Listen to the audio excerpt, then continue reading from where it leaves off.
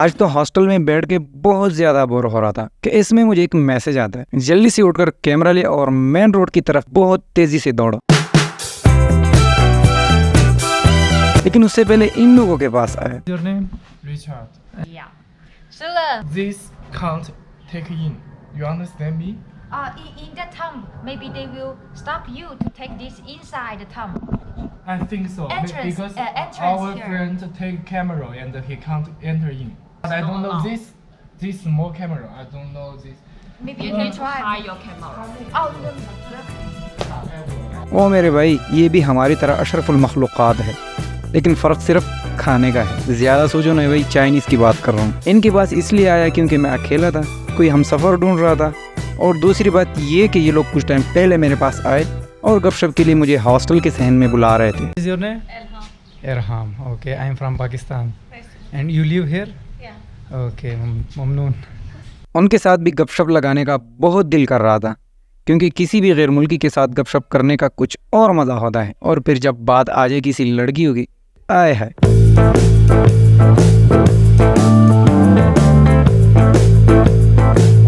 छोड़िए इन बातों को, ज़्यादा दिलचस्पी नहीं रखते बेटा, बुरा असर भी पड़ सकता है। चलते हैं अपने मैसेज की तरफ। मुझे ऐसी हस्ती का मैसेज आया था जिसको मैं ना तो नहीं कर सकता ना भाई। अपने हॉस्ट अजीदा की बात कर रहा हूँ, पर उसने मैसेज में ऐसे क्या लिखा है कि मैं दौड़ के अपने हॉस्टल से निकल आया रोड की तरफ। और मेरी जान, जब पूरी वीडियो देखोगे तभी पता चलेगा ना। अब इन लोगों से तो मैं बात कर रहा था, लेकिन ये तो एक भी बात इनकी समझ नहीं रही, बोलना ये लोग क्या चाह रहे हैं। अभी मैंने इतनी सारी वीडियो बनाई, लेकिन मुझे इनकी एक भी चीज़ समझ नहीं कि ये कहना क्या चाह रहे हैं। सिर्फ इतना समझ रहा था कि कैमरे के बारे में कुछ बोल रहे हैं, बट कंफ्यूज हो रहा था यार, क्योंकि चाइनीज का लहजा थोड़ा चूंचा वाला होता है। इनको तो मैं अपने साथ ले जाने वाला था, लेकिन अच्छा हुआ नहीं लेके आया, क्योंकि उनसे बात करने में बहुत मुश्किल हो रही थी।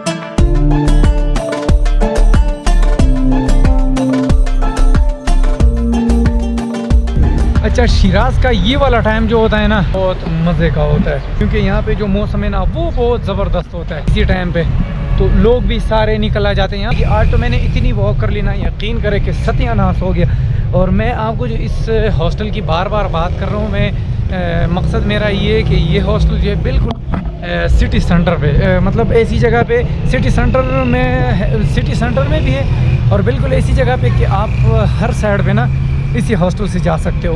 हिस्टोरिकल जितने भी प्लेसेस है सारे बहुत नज़दीक है यहीं से।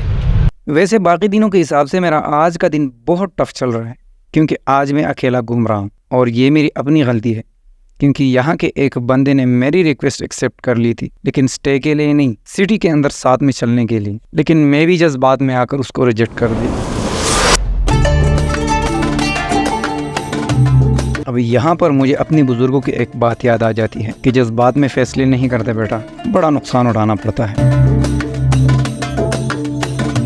अब मैं यही सोच रहा हूँ कि रास्ते में सामने बहुत दूर एक फोर्ट नज़र आता है। भाई मैं तो बहुत फेमस जगह पे आ गया हूँ यार, इसको मैंने काफ़ी सारी वीडियोस में ये जगह मैंने देखी है। मैं भाई इस तरफ ही, मैं तो ऐसी अचानक किसी साइड पे आ गया और मैं वहाँ पे पहुँच गया। इसका नाम है चर्च ऑफ करीम खान। अगर मुझे अजीता का मैसेज ना आता ना, तो मैं ऑलमोस्ट इस फोर्ट को मिस करने वाला था। लेकिन इंतजार करे, मुझे मैसेज किसी और चीज़ के लिए आया था, इस फोर्ट के लिए नहीं। वो इससे भी अहम है। पहले तो इस फोर्ट की तारीख आप लोगों के साथ शेयर करता चलो, फिर आगे जाएंगे।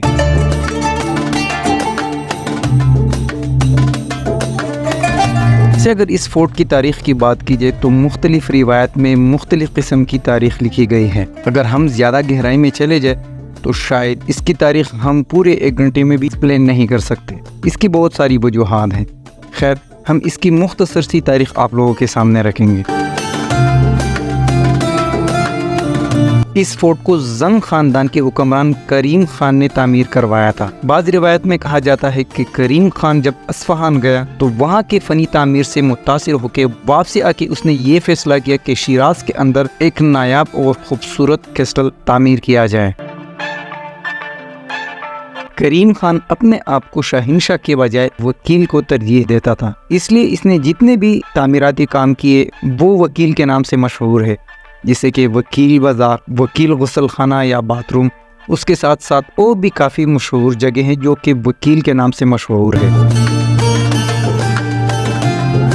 करीम खान ने इस फोर्ट को 1766 में शुरू किया था और 1767 में उसको कंप्लीट किया था। करीम खान ने इस किले के तामीर करने के लिए बहुत मशहूर कारीगरों को बुलवाया था। इस किले को 2 हिस्सों में डिवाइड किया गया था। एक साइड शाही खानदान के लिए था और दूसरी साइड में करीम खान का फौज हुआ करता था। मोहम्मद खान ने जब शिराज को फतह किया तो उसने करीम खान की दुश्मनी में करीम खान की इमारतों को गिराने का फैसला किया। मोहम्मद खान की फैसले के बाद करीम खान की जितनी भी इमारतें थी सबको गिरा दिया गया, जिनमें करीम खान की तरफ से शिराज की गिर्द लगाई गई सरहदी बाड़ भी शामिल है। खुशकिस्मती से ये फोर्ट महफूज रहा और इसे मरकजी हुकूमत के लिए मुकर्रर करदा इमाराती अदालत के तौर पर इस्तेमाल किया गया। काजार ख़ानदान के ज़वाल के बाद इसे जेल में तब्दील कर दिया और पेंटिंग्स पर प्लस्तर किया गया।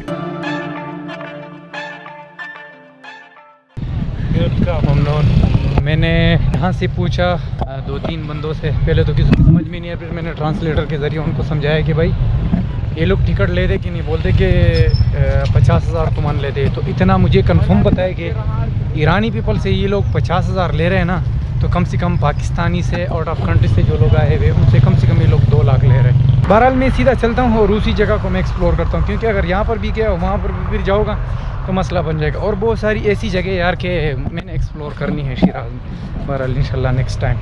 वैसे ईरान की मुझे एक चीज़ बहुत ज़्यादा अच्छी लगी और वो ये है कि यहाँ पर आपको भिखारी जो है ना बिल्कुल नहीं मिलेंगे। क्या वजह हो सकती है, कमेंट में अपनी राय ज़रूर दें।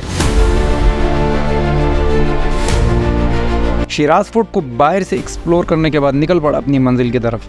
अंदर इसलिए नहीं गया क्योंकि इस पर भी पूरा एक टॉपिक है। बट यहाँ पर कुछ लोग यही सोच रहे होंगे कि भाई तुम पैदल इतने दूर क्यों जा रहे हो, गाड़ी में भी तो जा सकते हो या मेट्रो में।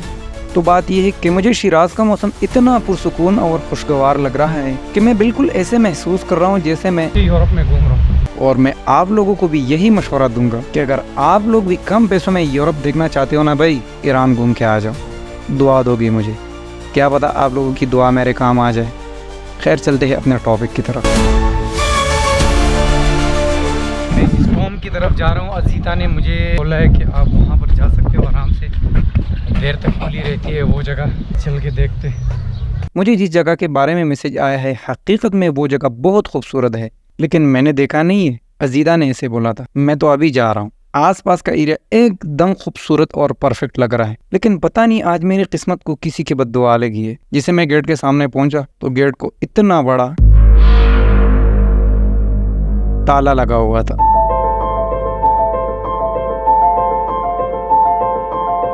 मुझे अपने आप पे बहुत गुस्सा आ रहा है क्योंकि 3 किलोमीटर में इस जगह के लिए जलील हुआ हूँ, और वो भी। छोड़िए इस बात को, अभी जगह के बारे में थोड़ा डिटेल से बताता हूँ। इस जगह का नाम है टॉम ऑफ हाफिज़ या हाफिज़ का मज़ार। हाफिज़ का अपना नाम कुछ और था। कुरान शरीफ को हिफ्ज़ करने की वजह से इनको हाफिज़ के नाम से पुकारा जाता था।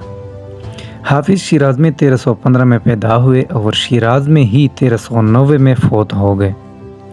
हाफिज़ फारसी ज़ुबान के बहुत बड़े और मशहूर शायर थे, इसलिए हाफिज़ दरबारी शायर के तौर पर एक ओहदे पर फाइज थे। इनकी कब्र के ऊपर इनकी याद में एक छोटा गुंबदनुमा ढांचा 1452 में गवर्नर अबू अल कासम बाबर मिर्ज़ा के हुक्म पर तामीर किया था। इसी मज़ार के अंदर मौजूद बागात 20 सालों पुराने हैं, जिसकी वजह से ये मज़ार बहुत ज़्यादा मशहूर है। अगर ये वीडियो अच्छी लगी तो लाइक करें और चैनल को लाजमी सब्सक्राइब करें। मिलेंगे इंशाल्लाह दोबारा बहुत जल्द। अपना ख्याल रखिएगा। अल्लाह हाफिज़।